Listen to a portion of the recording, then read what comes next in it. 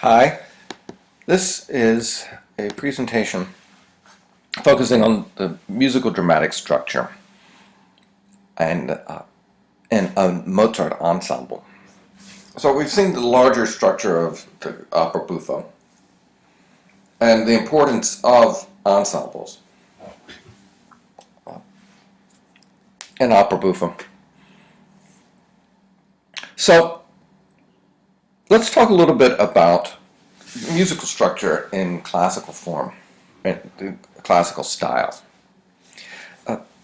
If you know anything about classical style form, you know about sonata form, or at least you've heard of sonata form. Sonata form is not, it's a structure that you don't find just in instrumental sonatas or symphonies. You find it actually in a lot of vocal music, particularly ensembles. So this is one of the clearest examples. The Act 3 Sextet from the Marriage of Figaro. But first I just want to review sonata form, or maybe introduce it to you for the first time. The overture to the Marriage of Figaro is a perfect example. The overture is typical in that it's an entirely discrete or set-off piece. It's played before you open the curtain. You may see some modern productions in which they stage the overture that would have never been done in the 18th century. The overture essentially was a signal to the audience to get in their seats and quiet down a bit, that the opera is about to start. It sets the mood for the opera, but it's not in any way really connected to it. It doesn't introduce any themes or ideas, what we might associate from, say, overtures in music theater. This will change, by the way, with Mozart's Don Giovanni. And later in the 19th century, the overture becomes much more integrated into the thematically and dramatically into the opera itself. But that's not the case in your typical opera buffa. So I'm not going to play these with the Prezi, but so you'll go through and listen. So, but just to describe what you'll need to know, for those of you that are music majors, this will be all review. Those of you that aren't, you don't need to know very specific details, just general, the ideas of key. It's the harmonic hierarchy for any given traditional piece of music, built around a stable tonic, the home chord, the dominant, which it's unstable and leads to it. And then, of course, any long piece of music, more extended piece of music, is going to move from one key to another. And this introduces a sense of tonal conflict that has to be resolved. And that's what generates larger instrumental forms, like sonata form. Establishing a home key, moving away to an unstable key, working out the conflict, and eventually resolving it. So sonata form does this. So in the overture, in the sonata form, you have an exposition which exposes two keys, the home key, in this case D major, and then it moves to a secondary key, usually the dominant in the major, and it does exactly this. This is completely typical. Then there is a development which can be long or very brief. Mozart's, especially in his operas, are usually quite brief, because these are not very long pieces of music. This is a 4-minute overture. So the development is unstable, and it presses this instability so that the return in the recapitulation is all the more gratifying. Not only do you return to the home key, but you also hear the familiar themes again. So, very short development. Returning to the recapitulation. So the important thing about the recap is that the first key, the home key, it returns almost exactly as it was stated the first time. All the material that was in the second key, the dominant, is now resolved into the home key of the piece, still D major in this case, instead of A major. So that's essentially a sonata form. So you have a tonal resolution. This kind of tonal conflict and resolution maps ideally onto dramatic conflict and dramatic resolution.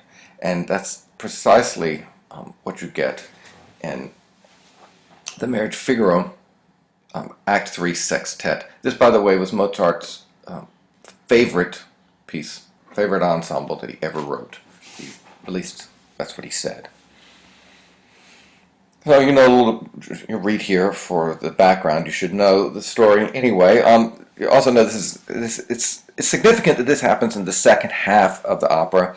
The Marcellina subplot is crucial to the first act, to keeping the tension going, particularly at that very end of the Act 1 finale, as we've seen. So, now, how to resolve that? Well, the resolution actually occurs, it's quite complicated. It occurs all in the recitative leading up to the sextet. And here we find out that Marcellina is actually Figaro's mother. Well, that's a very convenient way to resolve an otherwise difficult problem. This, I think, this solution comes out of nowhere. No one knew this was the case. I think of it as sort of like an opera buffa version of the Deus Ex Machina. Sort of coming out of nowhere, taking care of the conflict and wrapping it up, at least for this part of the conflict. So you hear that all in secco recitative. So when the ensemble, the sextet, starts, first of all, there's only 5 people on stage. Let's just back up a little bit. Let's recap who is on stage. Don Curzio, the judge, Marcellina, Figaro, the count, and Bartolo, the lawyer, her lawyer. Also turns out to be, of course, Figaro's father. Marcellina and Bartolo had an affair many years ago. So, actually, as far as that conflict is concerned, it's all taken care of before the sextet even starts. So, Mozart divides up this quintet right now into the people that are happy and the people that are not happy. Figaro, Bartolo, and Marcellina are now a happy family. Little did we know until now. And Don Curzio and the Count, Don Curzio is the Count's lackey, so whatever the Count feels, Don Curzio feels. The Count is, of course, mad, because now he cannot stop Figaro from getting married. So that's the first key area, is in the key of F major. So thus, basically, the points of conflict are between or at least the points of interest are between the happy group and the angry group. But that's not really the conflict in the sextet. The conflict in the sextet emerges coincides with the modulation to the dominant, and Susanna enters. So Susanna walks in and she sees Figaro and Marcellina in each other's arms. She, of course, thinks Figaro has caved in and gotten married. She's furious. The Count, of course, encourages her to think this. So this is the dramatic conflict. The conflict is really in Susanna's imagination. Figaro, she's lost her husband. So this conflict is hanging in the air through the development. Figaro tries to explain. He sings, "Senti, senti, listen, listen." And Susanna gives him a slap in the face. And you hear it.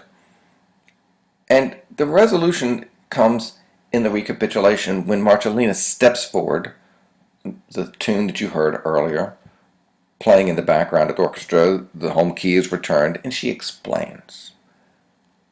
"I'm not married to you, Figaro, I'm his mother." And Susanna, of course, can't believe this. She walks along to each person in the other characters and says, "His mother?" And they respond, "Yes, his mother." And she says, and then Figaro says, "That's not all. This is my father." And so you hear, "Suo padre, suo padre, suo padre." She asks everybody, "That's his father?" And of course, by now, it's just quite funny. And then so, instead of modulating to the key of the dominant, of course, it stays in the key of F major. Now it's not just a trio, it's a quartet. Figaro, Susanna, Marcellina, and Don Bartolo. 2 pairs, a happy couple. And then, of course, Don Curzio and the Count are still angry. And you hear very clearly this conflict or at least conversation in the music, this contrast between the happy couple and the happy pairs of couples and the angry pair. So that's how Mozart superimposes sonata form onto a fairly complex ensemble and ties it all together in an incredibly gratifying way musically and gratifying dramatically. Enjoy as you listen to that carefully.